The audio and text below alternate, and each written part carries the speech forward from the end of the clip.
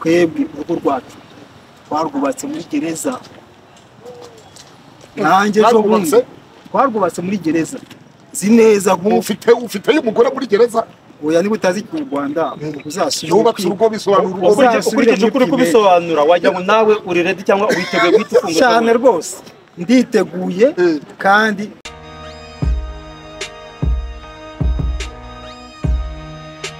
Maître Ntaganda Bernard uri president fondateur w'ishyaka PS Imberakuri. Uyu munsi wa none PS Imberakuri hari abari mu nteko ishinga amategeko harimo Mukabunani Christina. PS Imberakuri ni imitwe ya politike ibiri yakisemo.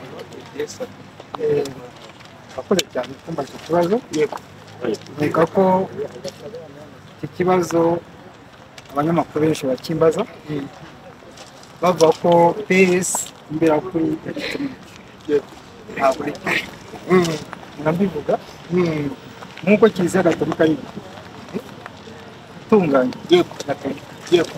na PS Imberakuri nini wowe na perezida fondateur Maître Ntaganda. Madamu Maître Bernard Ntaganda wakiriye ute urubanza rw'umunyapolitiki mugenzi wawe iburanisha rya none?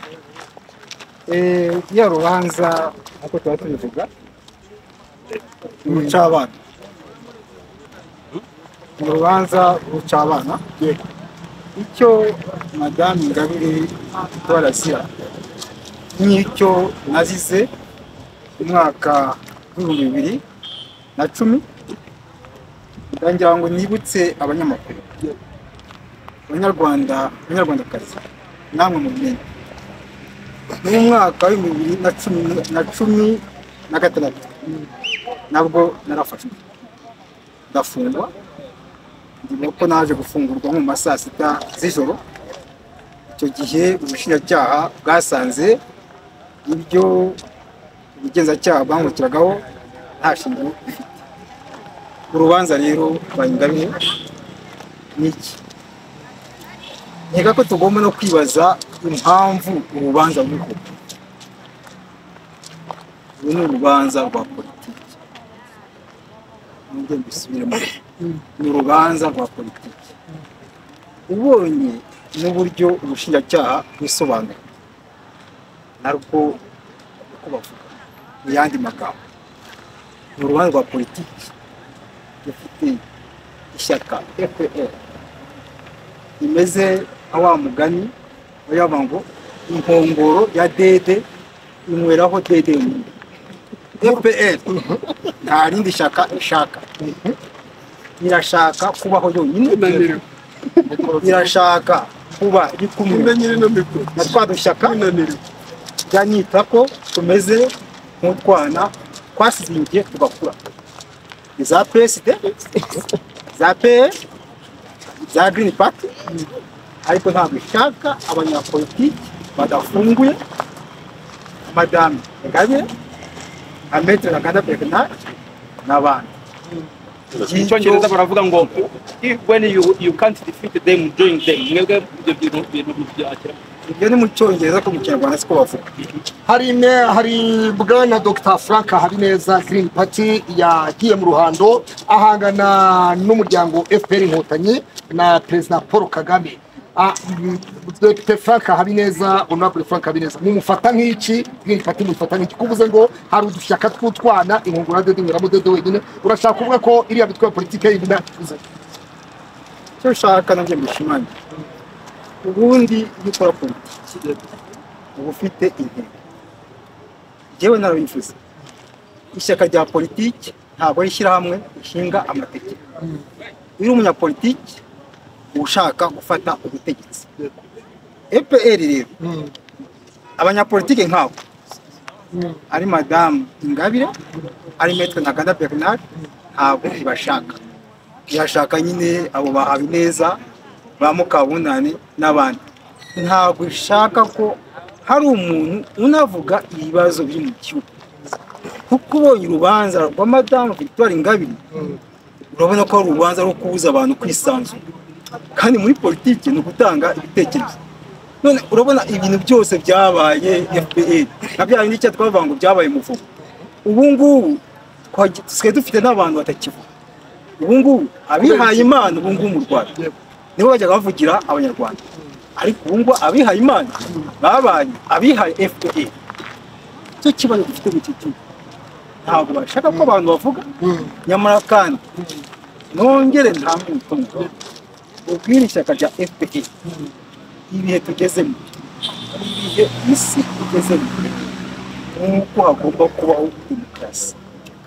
Kandi demokarasi nta kindi ni ugutanga ibitekerezo, ibyo Madame Ingabire ashinjwa, ibitekerezo yatanze na biriya byose bavuga ngo umunsi wa Ingabire Day babuza ngo kubaho, kuki kitagomba kubaho, kuvuga ngo umunyarwanda yubaho nise ahubwo arashimangira ikibazo hakana yuko atagaragaye ntahahuriye n'ariya mahugurwa, kandi mu by'ukuri message zikagaragaza ko ibintu yarangiza betre uko yisobanuye nta kintu akongeraho. Rwose ni ibintu byanshimishije, wabonaga ko rwose uriya rubanza arwumva, ndetse arwumva kurusha n'abashinjacyaha. Nkeka ko umwana yibonye, namwe muri abanyamakuru mufite uko namwe musesengura ibintu, ariko bongere mbishimangira urubanza rwa Madame Ingabire urebe mu ishusho nk'uko igihugu cy'u Rwanda kiyobowe na FPR yayinongeye kuvuga ngo ni bya bindi bya inkongoro ya dede imiraho dede wenyine. kuba sibuza ati sina ndasaba gusohoka nkajya hanze nkakurikirwa ndi hanze sinzaturuka ubutabera, aho kugira ngo njye hanze y'igihugu cy'u Rwanda naba muri gereza by'iteka byose. Bira bintu bishatse kuvuga iki?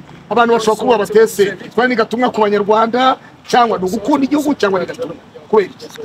Kugira ngo ibyo yavuze binashimangirwa n'ibikorwa.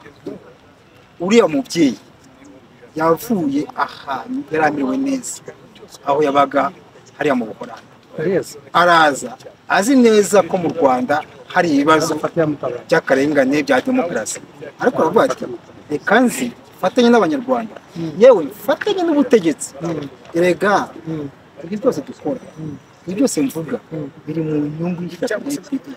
Ntabwo byumvikana ukuntu umukuru w'igihugu azajya agenda agiye hanze bakamubaza ati ibi ni ibintu, ariko se ikifunga abantu, ibyo ni ibintu kuko yagombye kubazwa, ahubwo yagombye kubazwa amajyambere ameze gute, ibi n'ibiki byose, kuko ibi nabyo biratesha agaciro igihugu cyacu.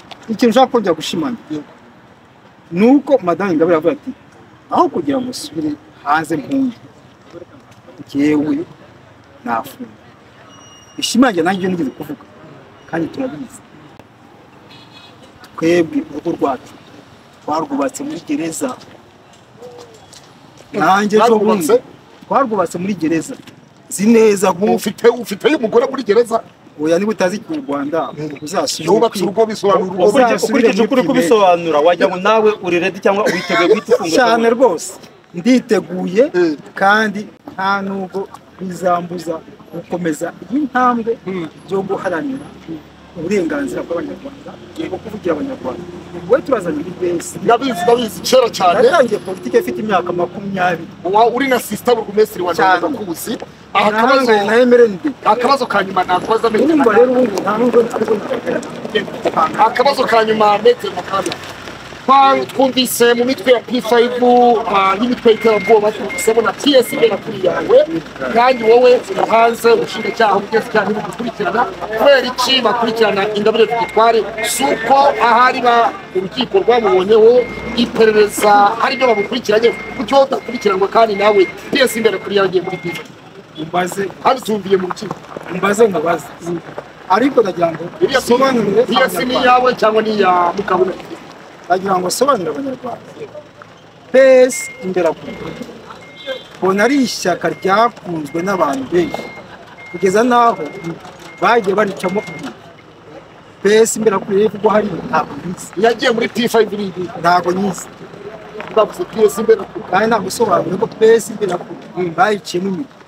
Ishobora kuba ari Mukabunani, ishobora kuba ari abantu bo muri hanze, cyangwa yawe, ishobora kuba ari abakunzi bake. Iyanjye ntabwo kubera kitarimo, kubera ko ngiyewe wowe Victoire mu rugo kubera kitarimo ntabwo turubi ubuse nde wundi waje hano ku rukiko ntabwo turi umwe abanyarwanda se bose ntabwo babonye watangarije Eric bagira ubusa kuri ibi official uravuga ngo ngo mu mugoroba waciye mu gikari kwa Ingabire Victoire umuntu uca mu gikari tuzi ko ari umugabo nyir'urugo waciye mu gikari utari umwe na Victoire ngibyo kumva kwishemo twita utari ubunyamuntu kwinjira ubwo no kwinjira mu buzima bw'umuntu ariko akamigusobanurira wenda ntabwo uzi kwa Ingabire ntabisobanuye mbere y'uko winjira mu rugo kwa Ingabire aho uhungukira mu gikari babisobanura urakoze cyane tumushimire uriteguye kuba wafunga umuntu utakongera kubera nabivuze abitanga kugira ngo sasire ikiganiro cyane